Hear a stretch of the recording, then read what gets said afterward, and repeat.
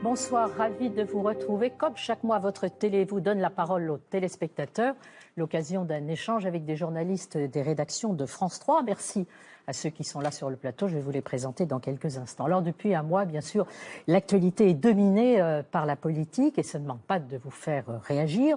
Vous nous rappelez régulièrement nos responsabilités dans la perspective de l'élection présidentielle. À nous de ne pas dévoyer le débat démocratique et de le faire vivre. Et au chapitre des reproches les plus fréquemment reçus à la médiation, d'une part, l'omniprésence des commentaires sur les sondages, le règne de la petite phrase ou l'entre-soi journalistique.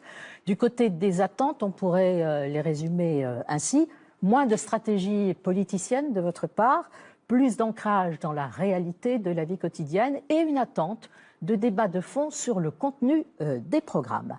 Alors, entre la surenchère des sondages et des tweets, eh bien, comment on peut faire vivre le débat politique aujourd'hui? Quelle place pour la télévision? C'est l'enquête de votre Télévou que vous découvrirez dans quelques instants avec le reportage de Sophie Néni. Comme d'habitude et comme à chaque fois, l'émission se déroule en deux temps. La deuxième partie sur Internet. Et pour aller la voir, il suffit d'aller sur France Info et de cliquer dans le petit onglet Magazine. Pour réagir aussi, vous avez le Facebook et vous avez le blog de votre Télévou où vous pourrez lire les réactions des téléspectateurs. Je vous présente tout de suite ceux qui nous ont rejoints ce soir et que je remercie vivement. Olivier Rossignol. Bonsoir. Bonsoir, merci. Directeur d'association à Marseille.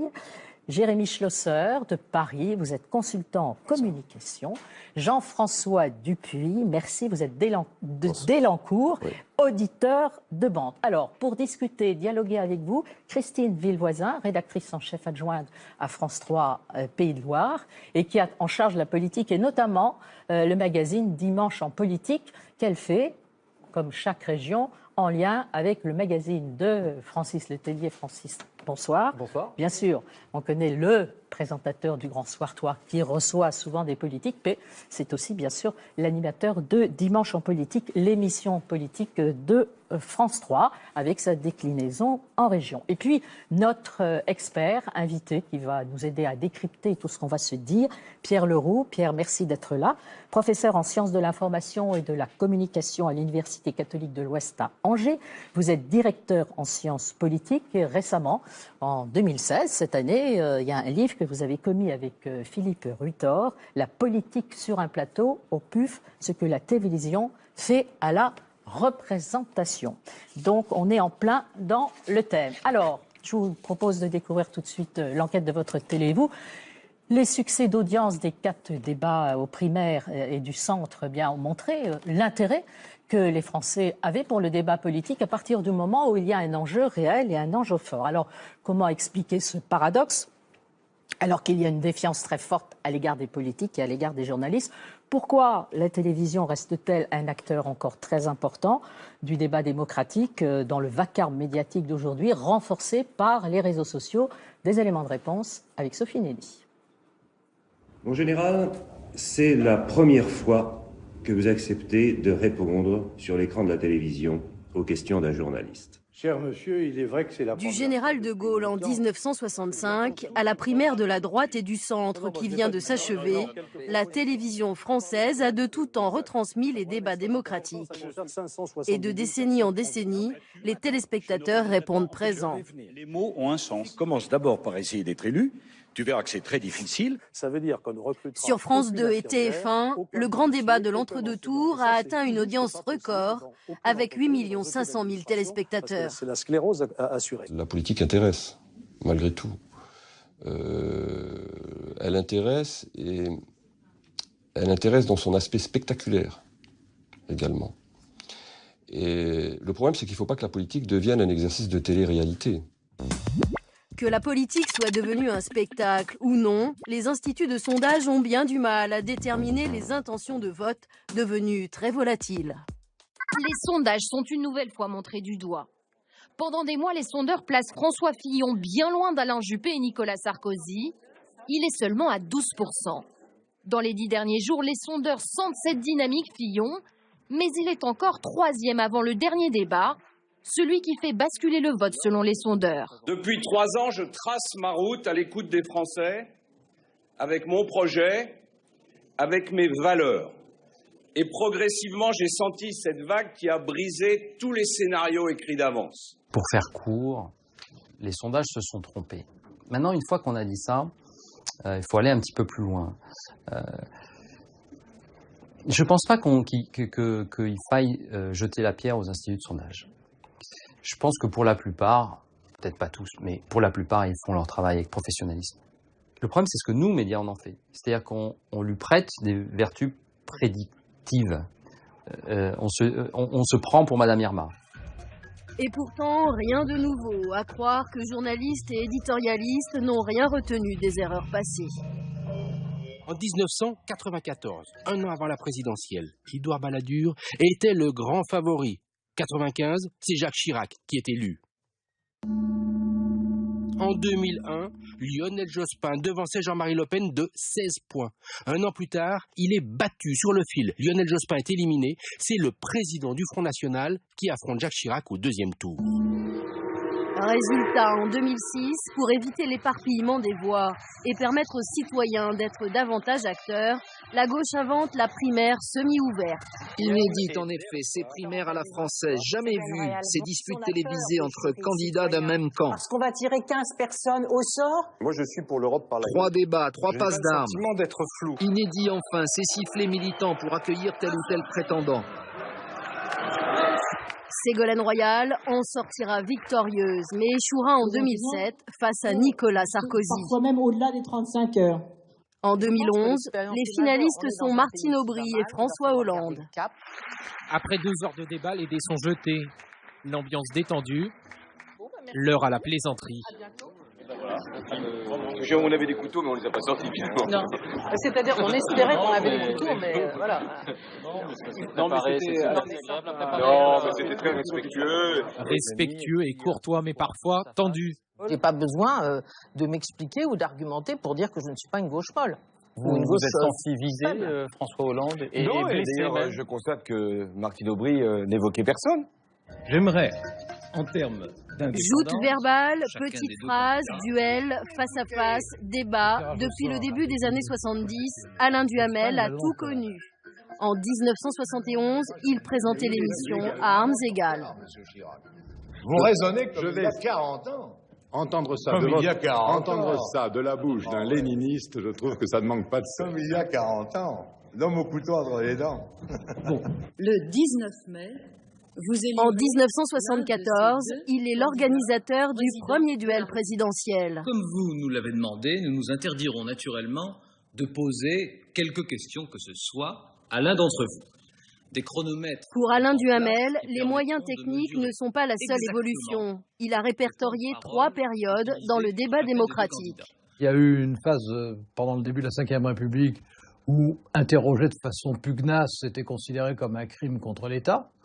Ensuite, il y a eu une deuxième phase où, au contraire, on essayait, plus ou moins bien évidemment, mais de démontrer sa pugnacité et de poser des questions sérieuses et de fond. Puis maintenant, on est dans une troisième phase où on a quelquefois l'impression que la question compte plus que la réponse.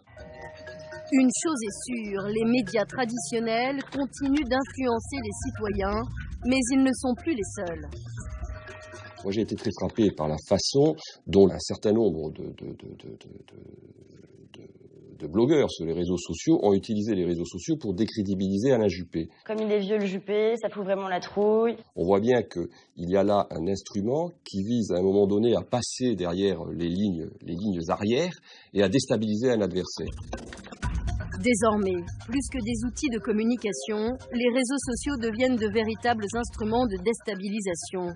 Ils alimentent de façon permanente le brouhaha médiatique. Voilà, bien de quoi échanger entre nous. Vous avez tous les trois regardé les débats des primeurs, les uns ou les autres? Oui. Oui. Très bien. Bon, alors on ne va pas centrer bien sûr notre échange sur le débat des primaires, puisqu'on est sur le débat démocratique, le rôle de la télévision et du service public. Quels sont alors si je vous demande à chacun, quel est le reproche que vous feriez aux journalistes en général, sur justement la façon de faire vivre ce débat démocratique, et en même temps, quelle est votre principale attente? On va commencer peut-être par le côté remarque et reproche. Olivier? Reproche, je n'aurais peut-être pas un seul, mais bon. Oui, non, mais. Juste en quelques mots. On a 26 minutes et plus pour en parler. Sur le débat des primaires, moi, il m'est resté une impression de flou un petit peu, finalement. C'était une espèce de brouhaha. Et sur les 3 phases dont parlait M. Duhamel, je ne suis pas tout à fait d'accord avec l'ordre de ces phases, parce qu'il me semble qu'on est un peu revenu à la première phase, en tout cas dans le débat de la primaire. Jérémy ? Moi, je trouve que ces émissions, elles ont laissé le temps aux politiques de faire passer des idées, de les exprimer. Je les ai tous regardés, ces débats, et j'ai vraiment apprécié ça. Et c'est pas tant ces émissions long format que j'ai vraiment regardé dans leur intégralité que les petits commentaires journalistes du quotidien dans les JT du 13h ou du 20h que je regrette davantage, parce que pour le coup, là, je trouve que ça égrène un peu les arguments et que c'est dommage. Mais en tout cas, ces débats longs, pour moi, je les ai trouvés plutôt convaincants, intéressants du point de vue de l'information que ça permettait de voir, quoi. Jean-François ? Moi, j'ai trouvé très intéressant le débat, puisque c'est la première fois qu'il y avait un échange aussi poussé. Par le nombre de candidats, le problème, c'est qu'on ne va pas suffisamment sur le fond, d'après moi. Et puis, c'est insupportable d'entendre un journaliste qui décide, qui fasse des allusions qu'un candidat ne sera pas au 2e tour, en se basant sur des sondages. Ça, ce n'est pas pour moi le rôle d'un journaliste. Ça nous amène justement au sondage. Est-ce que vous estimez qu'ils sont trop présents ou pas dans les commentaires et dans l'approche de la politique qu'on peut avoir? C'est une certitude qu'ils prennent une place trop importante, quoi. Et c'est insupportable de voir des gens qui viennent se battre pour essayer d'exprimer des idées qu'on n'entend pas forcément tout le temps et qu'on leur réponde systématiquement des stratégies d'alliance derrière ou des histoires de petites phrases, en fait. Donc ça doit être déprimant des fois de vouloir faire passer des idées complexes et de ne pas avoir le temps parce qu'il faut trop commenter les alliances de l'un ou de l'autre, quoi. Moi, ça me déprime des fois de voir des choses comme ça, de ne pas y retrouver. Quelque chose à rajouter? Oui, on voit que ça a échoué plusieurs fois parce qu'on l'a vu comme c'est indiqué sur le reportage avec Lionel Jospin. On a vu après sur ce qui s'est passé sur le Brexit en Grande-Bretagne où tous les sondages disaient le contraire, l'élection du président américain. Donc on voit qu'on continue à se servir, il faut un minimum de ces sondages, alors très souvent, en fait, ça ne reflète plus la réalité. Olivier ? Alors que certains politiques, quand les sondages leur sont défavorables, ne s'y intéressent pas et disent que les sondages ne servent à rien. Dès que ça leur devient un peu favorable, forcément, les sondages sont formidables. Alors, justement, les commentaires des sondages, c'est quelque chose qui est omniprésent dans la sensibilité que les téléspectateurs peuvent avoir de la manière dont on fait vivre le débat démocratique. Ça ne s'adresse pas particulièrement à nous, ça s'adresse à l'ensemble des journalistes. Est-ce que on ne joue pas trop les Madame Irma, comme le disait Jean-Marc Four? Alors, je vais d'abord poser la question à Francis, parce que je pense qu'on est dans une autre dimension lorsqu'on est dans la proximité, et on verra ça avec Christine. Mais comme disait Jean-Marc Four tout à l'heure, tout dépend aussi de ce que les journalistes font des sondages, parce qu'on peut aussi garder notre libre arbitre et avoir nos propres analyses. Mais il faut savoir aussi que si, en tant que journaliste politique, vous dites « moi je ne crois pas aux sondages », vous parlez à un politique par exemple qui est en tête des sondages, et vous lui dites « moi j'y crois pas aux sondages, et je vais vous poser des questions autres parce que je ne crois pas aux sondages », il va être le premier à vous dire « s'il vous plaît, je suis quand même en tête des sondages, vous devez en tenir compte ». Ça existe aussi. Il faut savoir aussi que les politiques eux-mêmes plaquent leur stratégie sur les sondages. Donc ils ne peuvent pas dire, comme vous disiez, ça ne nous intéresse pas, alors qu'ils plaquent leur stratégie, y compris d'alliance, sur les sondages. Donc ils ne peuvent pas dire que ça ne leur importe pas. Et puis il faut savoir une chose, les sondages et les médias, c'est pas tout à fait nouveau quand même. Ça fait quand même 30 ans, 40 ans, et il y a un marché des sondages aujourd'hui. Autrefois, il y avait 2, 3 instituts de sondage qui étaient souvent en partenariat avec les médias principaux, qui étaient la première chaîne, la deuxième chaîne et éventuellement la troisième chaîne. Maintenant, c'est fini. Il y a plein de médias, plein d'instituts de sondage, et tout le monde fait son marché là-dedans. D'ailleurs, entre 2007 et 2012, je vous donnerai les chiffres exacts tout à l'heure, on est passé de 292 à 407 sondages. Donc la prochaine... C'est un commerce. Alors, Christine, on est moins obsédé par quand même une rhétorique journalistique liée au sondage. Je pense qu'elle quand même est très présente quand on écoute les radios et quand on voit certaines chaînes d'infos en continu surtout. Quand on est dans la proximité, la préoccupation première, c'est... Alors, même en région, parce que moi j'anime des débats régionaux, les élus, les grands élus notamment, ils se raccrochent aux sondages systématiquement et ils les mettent en avant aussi. C'est vrai que quand on est sur du débat en longueur avec un invité sur une demi-heure d'émission, On se raccroche pas au sondage et on essaye d'en savoir un petit peu plus sur la personnalité et puis sur le programme surtout. Et d'en savoir un peu plus sur des thèmes d'actualité. Moi, je fonctionne beaucoup, je découpe beaucoup les émissions par thème. On reçoit le président de la région et on va lui demander ce qu'il va faire sur les transports, toutes les compétences qui sont liées à la région. Alors, il peut y avoir, y compris des sondages d'ailleurs, sur ce que les électeurs attendent d'une politique régionale. Oui, tout à fait. Alors, pour continuer... Oui, Olivier. Est-ce qu'il n'y a pas un danger, mais là on est peut-être plus dans la politique que dans le journalisme, à diriger un pays ou une commune ou un département à coup de sondage? Les gens veulent ça dans l'immédiateté, mais on n'a pas une vision pour les 10 ans qui viennent, pour le pays ou pour la commune. Ça, l'immédiateté, c'est vrai que ça percute de plus en plus. C'est mauvais pour la démocratie. Vous disiez les journalistes aussi, oui. Parce que les sujets que nous évoquons changent d'une journée à l'autre, voire d'une heure à l'autre, parce qu'il y a l'intrusion des réseaux sociaux que le tweet de tel politique, du tweet immédiat, y compris des journalistes, pas des journalistes, oui, mais des politiques aussi, qui maintenant ne prennent même plus le temps de faire un communiqué, de le rédiger et de l'envoyer à l'agence de presse, plus vite que mais leur tweetent immédiatement avant même que leur concurrent ait fini de parler. Alors, dans les émissions politiques, ils sont souvent avec leurs communicants qui tweetent et qui écoutent et qui tweetent au fur et à mesure. Voilà, c'est ce qui, en effet, influence quand même le débat politique aujourd'hui. Moi, je vous propose d'écouter quelques réactions de téléspectateurs, et certains d'entre eux étant de notre réseau de guetteurs, justement sur le débat démocratique et sur les attentes qu'il peut y avoir à notre égard. Écoutez, puis je pense que vous allez réagir à ce que vous avez entendu et voir si vous vous retrouvez là-dedans. Voir des journalistes adopter des grilles d'analyse basées sur les sondages me gêne. Le tandem sondage-média est un binôme dangereux. Cela donne une réalité quelque peu déformée. Le fossé s'est creusé entre les journalistes et les citoyens. La défiance est palpable sur les réseaux sociaux. Et pourtant, les débats politiques intéressent les Français. J'attends des journalistes qu'ils décryptent les programmes, ce qu'implique telle ou telle proposition, en évitant la pensée unique avec toujours les mêmes experts.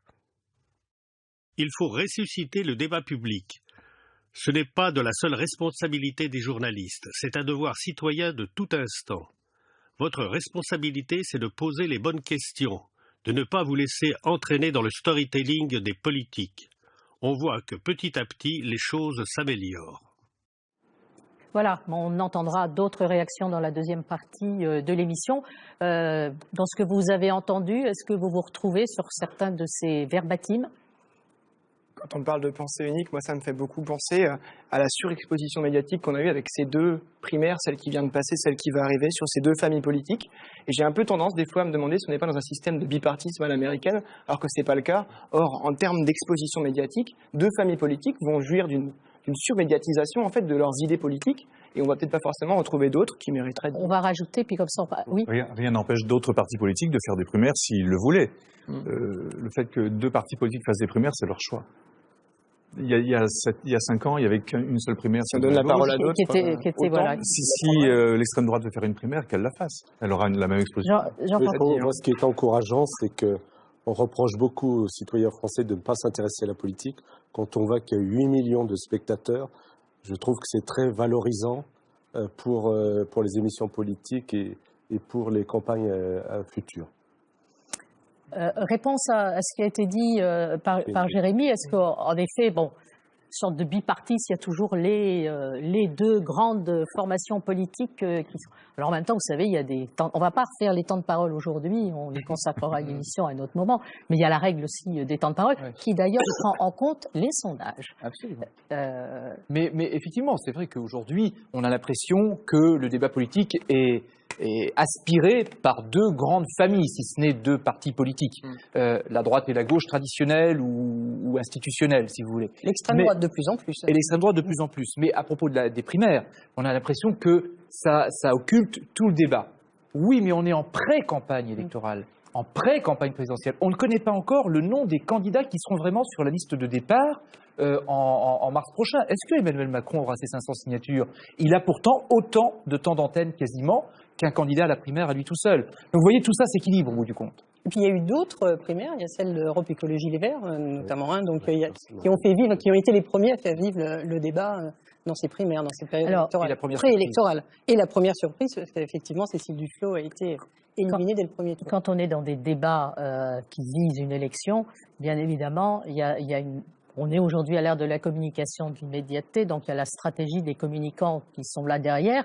Est-ce que, Christine, même en région, c'est facile de déjouer cette stratégie de communication? Non, c'est pas toujours facile parce que quand ils viennent sur un plateau de télévision, c'est avec l'envie, l'idée de dire quelque chose de précis. Donc effectivement, il faut trouver la juste mesure. C'est ça qui est compliqué dans notre métier, de répéter la question de façon à avoir une explication, une réponse satisfaisante. Et en même temps, de ne pas être comme ça, de faire du suivisme tout au long de l'émission. C'est ça qui est compliqué. Réaction, Pierre Leroux, par rapport à ce qu'on s'est dit et par rapport au fait que le débat politique, en effet, semble quand même intéresser les citoyens, même s'il y a cette défiance très forte à l'égard des politiques et des journalistes qui sont mis à peu près dans le même lot. Alors, il faudrait peut-être se garder d'interpréter ça comme un sursaut citoyen. Oui. La présidentielle, c'est la grande élection de la Ve République, c'est autour de 80% de participation. Alors évidemment, après, on retombe dans des élections où il y a un petit peu moins où les enjeux politiques apparaissent un peu moins directement. C'est une élection qui est fortement personnalisée et les sondages donnent une vision elle-même, accentue cette personnalisation, une vision extrêmement centrée sur les chiffres qui montent, qui devancent. Bon, on dit souvent en sciences politiques, c'est une vieille image, la course de chevaux. Alors c'est un peu ça et c'est un gros problème. Et d'autre part aussi, il faut bien penser que cette personnalisation, elle nuit, si vous voulez, à la présentation de programmes et d'idées. Puisque finalement on se dit, c'est cette personnalité-là plutôt que telle autre, plutôt que c'est tel programme, etc. Ça vient d'un phénomène quand même relativement ancien, hein, l'idée que maintenant la politique s'est fortement individualisée et que finalement les stratégies d'image compteraient plus que les présentations de longs programmes et de propositions décisives. Cela dit, dernière petite chose, un bel espoir, si l'on peut dire, la candidature de François Fillon-Primaire est une candidature qui a extrêmement nettement repolitisé le débat. C'est celui qui, le plus nettement, est parti sur des propositions beaucoup moins que sur une stratégie d'image. Voilà, de revenir à un débat plus de contenu, c'est souvent ce qui revient. Olivier ? Non, je pensais à la candidature de M. Fillon qui a relancé le débat, oui, effectivement. Mais c'est peut-être aussi parce qu'il a des positions un petit peu... Plus tranchées, on va le dire comme ça. Et puis on peut se demander ça relance plus idéologique. On peut se demander qui manipule qui à propos des sondages. Est-ce que finalement les électeurs, ils n'attendent pas justement de voir les sondages pour voter contre les sondages et justement dire, ben voilà, on va se faire entendre contre les sondages? Pierre, non, ça a été étudié à de très nombreuses reprises. Alors il y a bien des effets relativement faibles des sondages et il y a deux effets contraires, sans pour autant qu'ils se contrebalancent exactement. Il y a l'effet de venir au secours de la victoire, et puis il y a un effet de démobilisation éventuellement.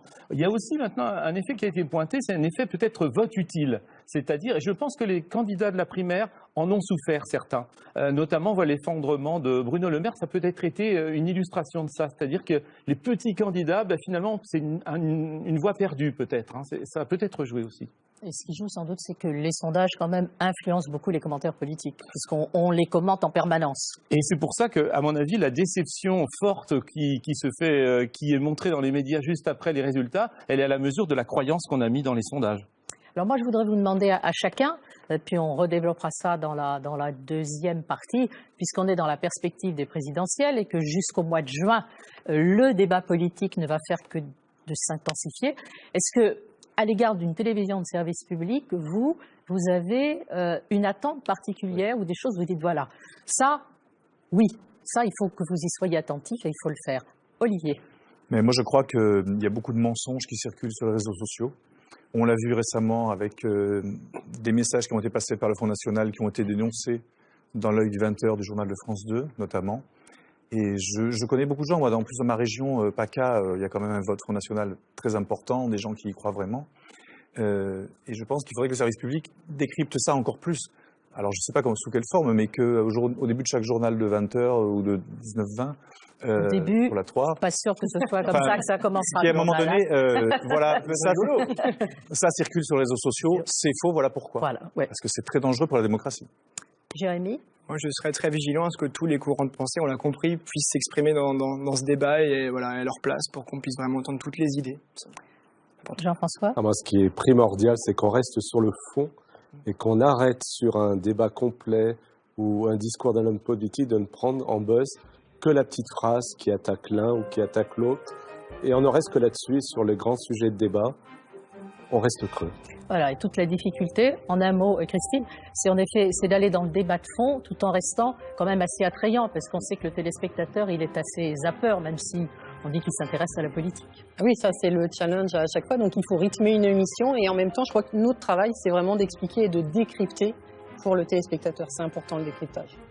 Voilà, on va continuer cette discussion dans la deuxième partie sur Internet pour justement accéder à ce bonus Internet. Il faut que vous allez sur le site de France Info et vous cliquez dans Magazine. Vous pourrez aussi à partir de là revoir l'émission tant que vous le souhaitez.